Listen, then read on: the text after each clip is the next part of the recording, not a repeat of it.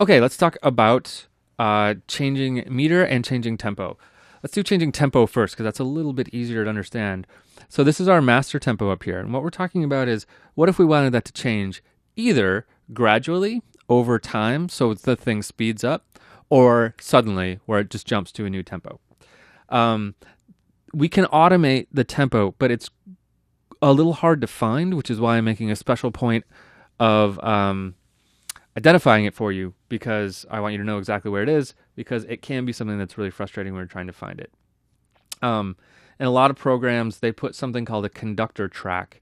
It's kind of at the top usually, and it shows you all automation for things like time and meter and things like that. We don't have a conductor track here. What we have is this master track down here where those same functions are in it. So when we automate stuff in the master track, we can do a couple different things. Well, let's just talk about the master track for a minute. So we can automate the volume of the master track, right? So whenever we get this dotted line, we can automate it. So this is going to turn the master volume down over time. Oops. Let's turn my loop off here. Right? So the volume of the master is going down. That's not an incredibly smart thing to do, but it's there. We could also put effects on the master track.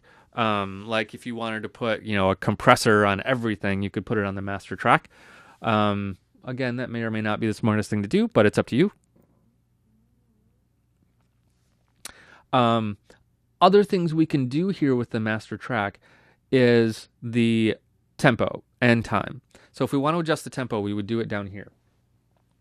Now, if I haven't pointed this out explicitly, let me know that if there's any parameter you want to automate in Ableton Live, you click on it, and then this pinkish line becomes that thing, right? So we could find tempo by hunting through these two menus here, and we could figure it out. See, song tempo is right there. Or much faster is we could just go up here and we could click on tempo, and as soon as I click on it, look what happens down here in that master track, those two lists. Boom, song tempo, right? If I want to change, the volume again, I just click the volume, and that's what this line becomes. This line is always the last thing you clicked on that the track can do. So let's go back to our tempo. Okay, so here's our tempo. It's dotted right now because there's no automation on it. But let's add some automation. So let's say right here at this marker, harm stronger, it's going to start ramping up. So I'm going to put a point there, a break point there. And then I'm going to make another point and ramp it up. Now see what happens to the timing down here? Everything starts to change when I do that, right? Because the time changed. There's less time happening here. So because it's going faster. So this point is at my session tempo, 127.62, which is where I clicked it. I could zoom in and make sure that's exactly 127 if I wanted to, and make sure it's exactly 172 if I wanted to, but I'm okay with it. So now it's 174. Okay, so let's just hear what happens when we do that.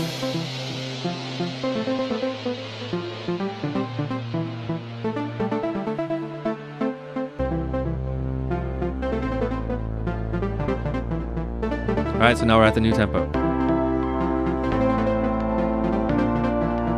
Okay, so that's a tempo change over time. We can make that as slow or as fast as we want just by automating it. Now I can click again on these points to get rid of them. Okay, so now we're back at 128 exactly. Let's do a sudden tempo change. Let's say right here it goes suddenly. So I'm going to do the exact same process. I'm going to make a point. And then I'm going to zoom in quite a bit, make that point right there, make another point, and go up and back, and just have it jump that way. So it's the same exact process. If I zoom out, let's hear that.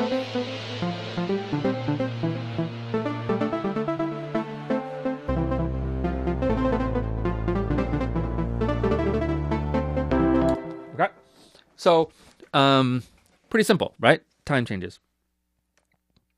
Okay, so let's get rid of that. So I'm going to get rid of both those 2 points, so there's no automation there.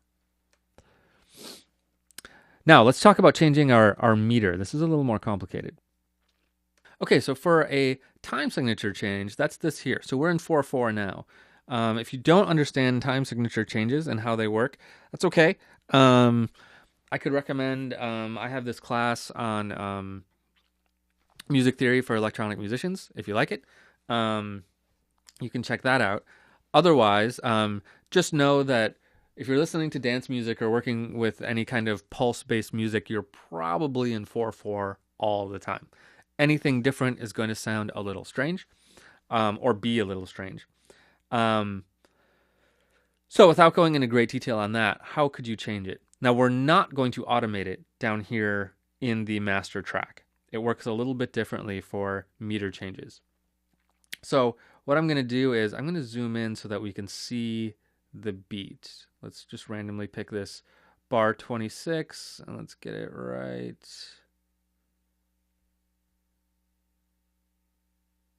There. Okay. So now I'm seeing, oops, I'm seeing a little too much. Okay, that's good. So now I'm seeing bar 26, beat 1 is what that is. Bar 26, beat 2, bar 26, beat 3, bar 26, beat 4, and then bar 27. So in 4/4 time, there are 4 beats in a measure. So between 26 and 27, there's going to be 4 of these big blocks. And if I've got a kick, just like thumping, one's going to thump on every one of those. So let's change it to 3/4. So what I'm going to do is I'm not going to go up here and click on this to change it and expect it to automate down in the master track. What I'm going to do is I'm going to make a locator. So I'm going to control click and say insert time signature change. Remember, this is the same place that we made a locator, but up here we're going to say time signature change. And now you got to be careful here because I didn't click exactly on 26, and now it's going to put that time signature change in this really weird spot. So I'm going to undo that and make sure I click right on this spot, right on bar 26. You could do it at a weird spot if you wanted to. That's totally allowed. So now I've inserted a time signature change.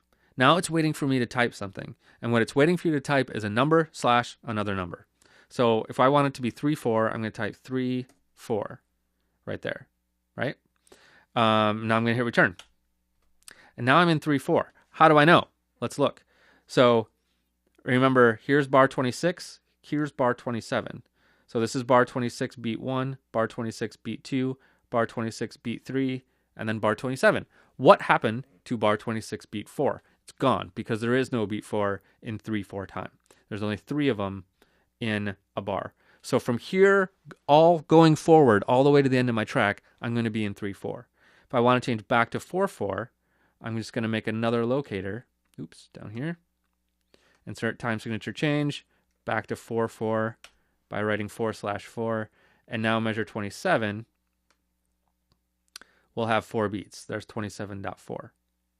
Now, this is an interesting little thing to deal with because what does this sound like when we go in and out of 3/4 for that bar? Well, let's find out.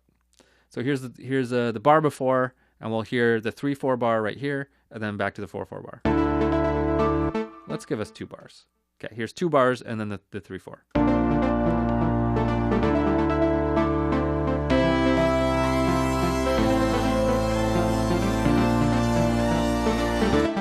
Okay, so how did that sound different? Answer, it didn't. It sounds the same, but everything is weird once we get to 4/4. It sounds the same, but our downbeat is in the wrong spot, right? So if we counted 1, 2, 3, 4, 1, 2, 3, 4, 1, 2. So we feel the downbeat is now on beat 2, which is not what we want to do. We want to feel the downbeat on beat 1. I know this is getting a little music theory heavy. So this 4/4 bar, because I already had all the music written in 4/4, when I added this 3/4 bar, all it really did was shift my time up here. Shift my bars and beats up here. So you wouldn't really want to do it this way. The better way would be to rewrite the track so that everything lines up. So this is essentially still my beat 4 because I wrote it into the track that way. So if I deleted this and I did this for all tracks going down and then moved everything over, let's actually do it. There's my beat 4. There's my beat 1. There's my beat 4. There's my beat 1.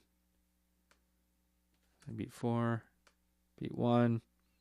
So I got to get rid of this beat 4 everywhere.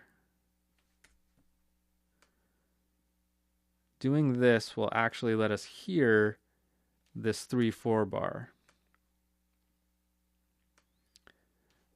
Because without it, we're just playing right through the 3/4 bar without anything changing. So this is going to be a proper 3/4. Okay, that's everything. So let's hear it now. Now we will still hear the downbeat happening on measure 27. This bar will just be missing a beat 4. So it'll have a weird little hiccup in it.